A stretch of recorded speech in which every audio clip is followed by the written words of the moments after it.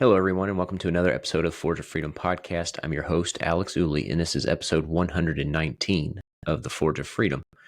Today, I've got a topic that I think has flown under the radar for lots of folks, but I think is incredibly important, and that's the topic of FISA 702. And I'm going to talk a little bit about what that is here shortly, but last week, the House of Representatives voted to reauthorize FISA 702, or Section 702, rather, of the Foreign Intelligence Surveillance Act. And this has significant privacy implications. This act, this Foreign Intelligence Surveillance Act, is not new. It was set to expire, and the Congress had to act on it to reauthorize or renew Section 702. And one of the institutions that many folks have never heard of, but is mostly operates in secrecy, is the Foreign Intelligence Surveillance Court, commonly known as the FISA Court. And this court is a largely obscure, or it's largely obscure to the general public. However, like I said, it's not new. It was established in 1978, and the FISA court serves as a tribunal tasked with evaluating requests for wiretaps, data collection, surveillance permissions in cases involving suspected terrorists, spies, foreign agents, etc. And the court operates, as I said, very discreetly, very sort of obscurely, and it operates, or it's comprised of district court judges who serve on a rotating basis. And the court operates, or these judges operate, under the purview of the Chief Justice of the United States, currently John Roberts. And unlike other judicial appointments, these FISA court judges are appointed solely by the Chief Justice, bypassing the need for congressional confirmation.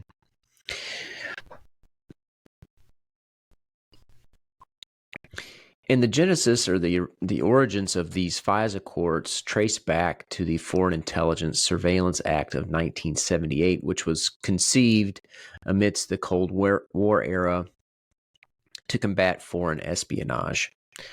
However, these sort of seismic shifts occurred, as most of us know, post 9/11, expanding the court's scope to authorize mass data collection in the name of national security. And this evolution, this sort of mass surveillance, garnered scrutiny, particularly after the revelations in 2013 by Edward Snowden, when he disclosed extensive surveillance programs, and then, of course, sparking lots of debate about privacy and due process and national security.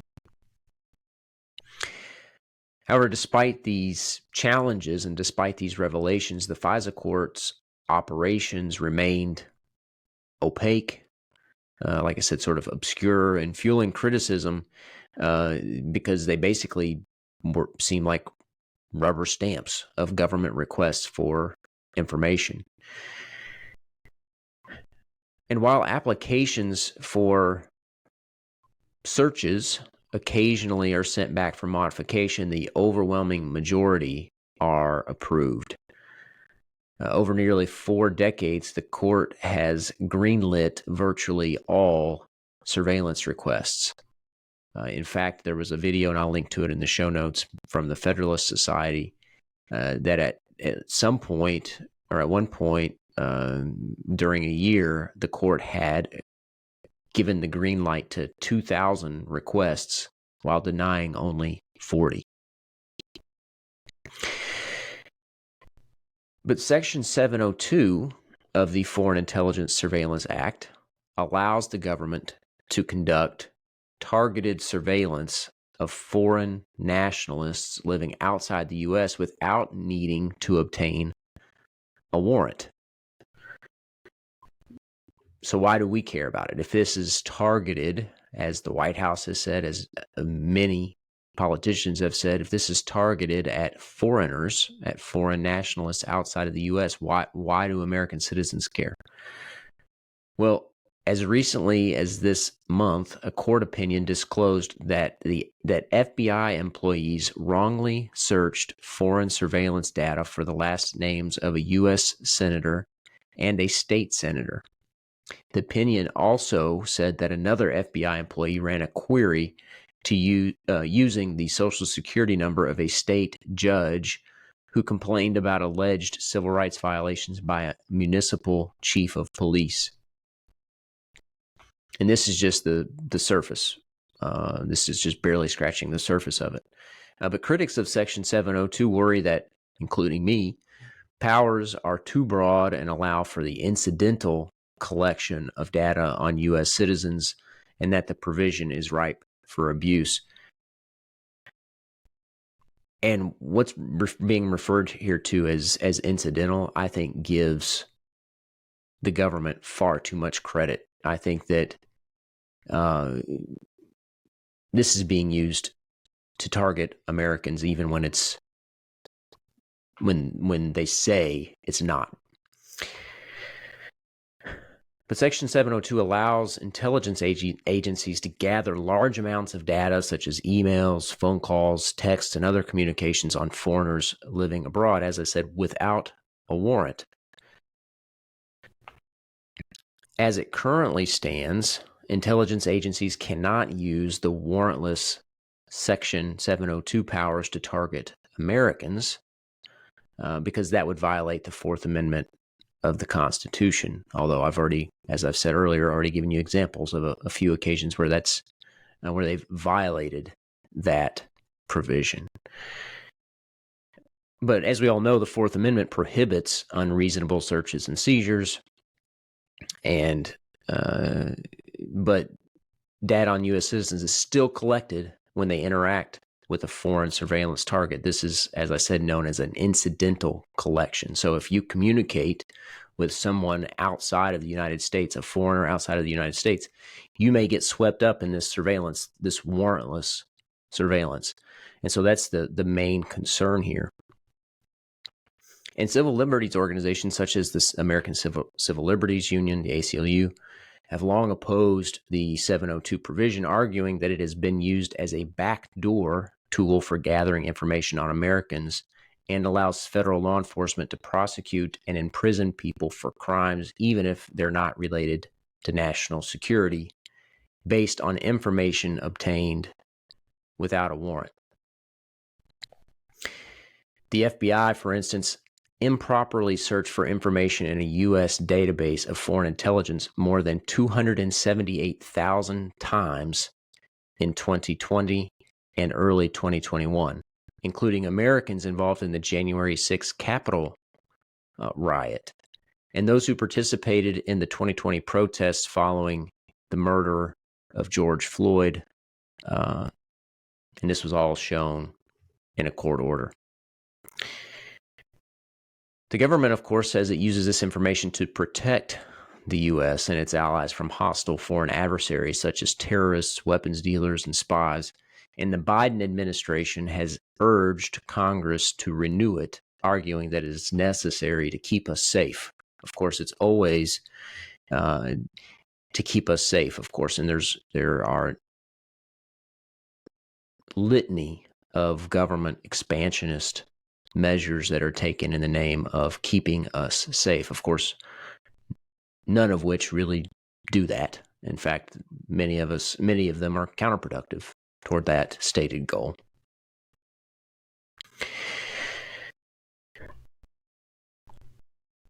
There has been a lot of bipartisan support for Section 702 in the past, especially as it was during the Bush administration in the wake of 9/11.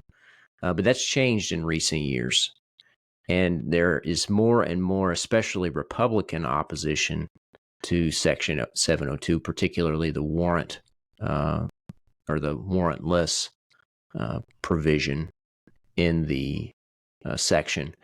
But it's also faced opposition from Democrats who worry that it may hinder American civil liberties and human privacy or human rights. But Senator Mike Lee from the Republican from Utah, he has long pushed for changes to Section 702, said that he was skeptical that federal law enforcement would use the power properly without guardrails placed on it.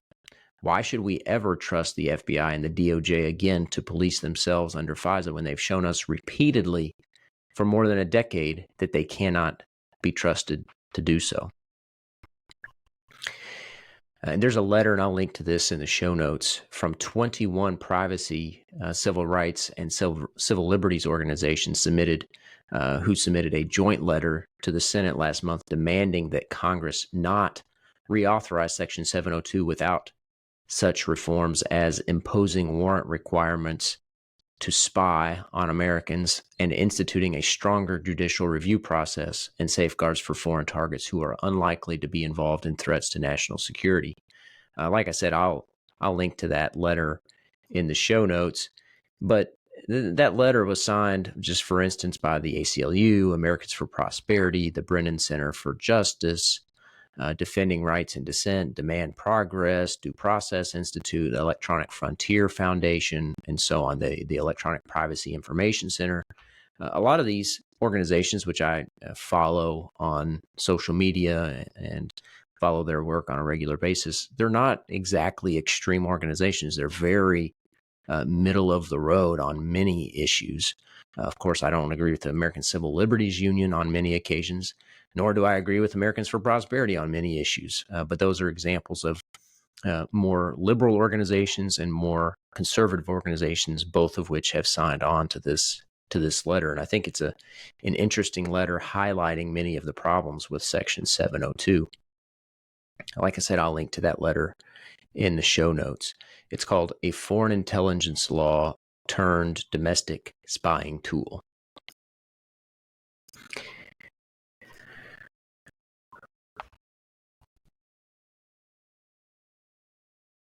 But last week, Congress in the House of Representatives moved to amend Section 702 through the Biggs Amendment, which would impose a warrant requirement if the surveillance involved the collection of American data, and which seems common sense. Who wouldn't want to bring this law into compliance with the Constitution, the Bill of Rights, the Fourth Amendment? After all, the Fourth Amendment to the United States Constitution clearly and plainly says the right of the people to be secure in their persons, houses, papers, and effects against unreasonable searches and seizures shall not be violated, and no warrant shall issue but upon probable cause supported by oath or affirmation, and particularly describing the place to be searched and the persons or things to be seized. And this Section 702 clearly is a blatant violation of the Fourth Amendment. And the government doesn't want to give up that power. As we know, any power that the government seizes, it is very reluctant to give up, and likely won't give up. So that's what this amendment, this Biggs Amendment that was proposed in the House last week would do. It would impose a warrant requirement if the surveillance involved American data. Nevertheless, the amendment failed in a very close vote. As a matter of fact, I'll pull it up here. The amendment came close to passing, but didn't pass. It was 212 tie vote in the House and failed to be adopted. And the White House and the Biden administration lobbied heavily against this amendment. The Speaker of the House, Mike Johnson, who was previously very much in support of a warrant requirement. The White House and intelligence agencies got his ear and changed his tone, and he lobbied against this amendment as well. He's turned into quite the deep state pawn. He's, of course, in favor now of all the foreign aid spending, whether that's Ukraine or Israel, and now in favor of mass surveillance of American citizens without a warrant.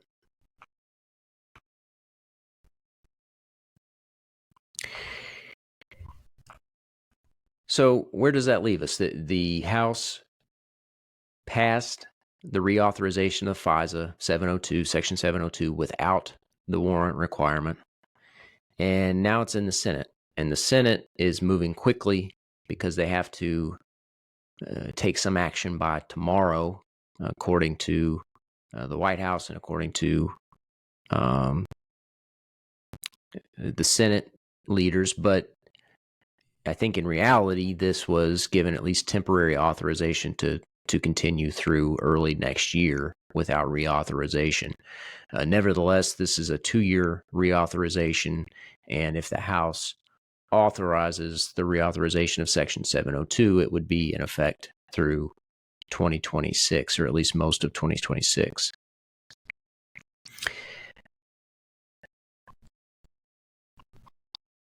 So why am I bringing this to your attention? Why should you care about this? Well, as I said,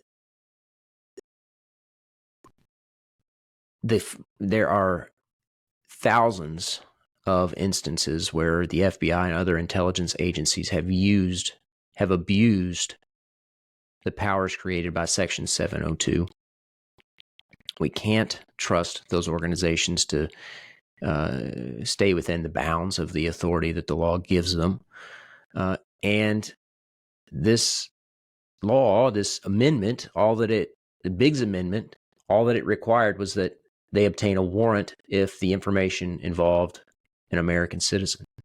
And they went down kicking and screaming to avoid that impediment. And lots of people will say, well, I don't have anything to hide. Why do I care? Or I never talked to a foreigner. Okay. Well, that doesn't mean you won't get swept up in this information collection. Number one. And number two, this I don't have anything to hide attitude may be true right now, but that assumes that the same people will be in power in 5 years, 10 years. When will you have some unapproved opinion? When will the data that they collect through your emails, through your text messages, through your phone calls be used against you, be weaponized against you on loan applications, on job applications, for tax collection, etc.? There are lots of potential nefarious uses for this data, this mass data collection. And furthermore, privacy is a human right. Unless you choose to give over the information, the government should be held to the restraints imposed by the Bill of Rights, by the Constitution. Remember, go back and listen to the episode, and I'll link to it in the show notes, where I talk about the Bill of Rights. The Bill of Rights was adopted as a restraint on a government that was given very express and limited authority. And basically what the government is asking for here is ambiguous and unlimited authority to collect information on people abroad and American citizens. There's one person, her name's Naomi Brockwell. I'll link to her Twitter page or her X account in the show notes. She is one of the, I think, most effective advocates for privacy and why people should care about their privacy.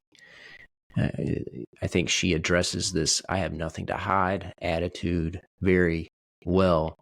And I think that people should give more consideration to the data that they create and transmit, especially in a way that can be intercepted by not just hackers, but our government.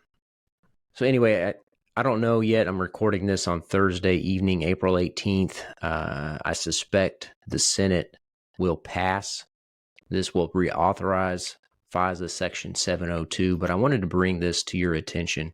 And also want to share here, if you're watching this podcast by video, a series of tweets that I think are pretty interesting and effective. This is from Elizabeth Goteen. I'm not sure if I'm saying her name correctly, so I apologize if I'm not, but she's the co-director of Liberty and National Security Programs at the Brennan Center for Justice, which is a somewhat left-wing organization.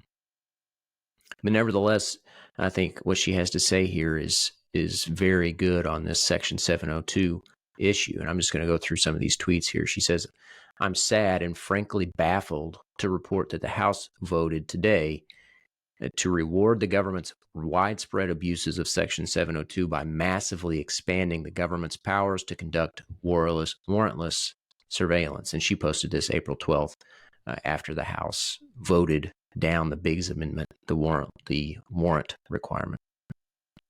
She goes on, she says, "The amendment to require the government to obtain a warrant to search Section 702 data for Americans' communications failed by an achingly close vote of 212 to 212, followed by some truly shameless misrepresentations about the amendment from Mike Turner from Ohio, the White House, and others. Opponents branded the notion that the government should need a warrant to read Americans' communications, the core of the Fourth Amendment and the guiding principle for searching Americans' private correspondence for more than 200 years, as extreme. So complying with the Constitution, complying with the Bill of Rights and the Fourth Amendment is considered extreme by our own government. Members whom I previously considered to be civil liberties champions, they know who they are, inexplicably abandoned the principles they have espoused in the past and voted to leave Americans vulnerable to continuing surveillance abuses." And she posts a link to the members to the roll call, and I'll link to that as well about how particular members of the House of Representatives voted. I think you should take note of that as well and consider that during the next election, and call your representative and let them know how disappointed you are in their vote if they voted against this amendment that would require a warrant.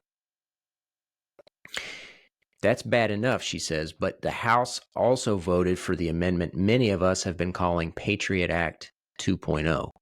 This will force ordinary, and this is really concerning, this will force ordinary American businesses that provide Wi-Fi to their customers to give the NSA access to their Wi-Fi equipment to conduct 702 surveillance. That's just some creepy stuff right there, as if the FBI and the NSA weren't already engaged in enough creepy behavior. Now they want to force businesses to allow them backdoor access to surveil their Wi-Fi networks. She says, "I'm not kidding. The bill actually does that. If you have any doubts, read this post by a FISA court amicus who took the unusual step of going public to voice his concerns. Too bad members of the House didn't listen." Next time you pull out your phone and start sending messages in a laundromat or a barbershop or in the office building where you work, just know that the NSA might very well have access to those communications. And that's not all. The House also passed an amendment authorizing completely suspicionless searches for the communications of non-U.S. persons seeking permission to travel to the U.S., even if the multiple vetting mechanisms already in place reveal no cause for concern. There are more bad things, she goes on, in this bill. A needless expansion of the definition of foreign intelligence, provisions that weaken the role of amici in FISA court proceedings, special treatment for members of Congress, but it would take too many tweets to cover them all. The Senate should not pass this bill. The government already obtained approval from the FISA court to conduct Section 702 surveillance until April 25th. April 2025, I believe is what that means. According to the administration, that approval will stay in place even if Section 702 lapses. That means there is no rush. It's critical that Congress get this right. The House got it massively, egregiously wrong. It must be fixed in the Senate, however long it takes. Please call your senators and urge them not to pass this disgraceful bill. So that was a long-winded series of tweets there, but I thought they were worthwhile sharing. And let's face it, like I said, Speaker of the House Mike Johnson said that he is a wartime speaker. He considers himself to be a wartime speaker, of course, referring to the conflicts in Ukraine and Israel and Gaza and Iran. But let's face it, the real war here is against the American people. They are rushing to make sure that they can continue to spy on American people, on you and I, on American citizens, not just foreign agents, not just potential terrorists. They want the information about you and me. And that includes from business Wi-Fi networks, domestic business Wi-Fi networks. Of course, there have been a few representatives and senators that have been very good on this issue and other issues. Rand Paul is one of those, and Thomas Massie, of course, who are generally the only two that you can reliably count on in Congress. Rand Paul says the government's warrantless spying on American citizens is dreadful, wrong, and unconstitutional. The only way to fix FISA is to prevent the secretive Foreign Intelligence Surveillance Court from ordering the surveillance of Americans and prohibit the feds from monitoring our emails, phone calls, and texts. I will insist the Senate debate and vote on my amendment to restore our Fourth Amendment rights. And then I want to share this one other tweet before I close up here. This is from the 10th Amendment Center. He says, which is run by Michael Bolden primarily. He says, James Madison had a different take on how well parchment barriers would work. And that, of course, referring to words on paper, a parchment barrier, like the Bill of Rights, like the Constitution.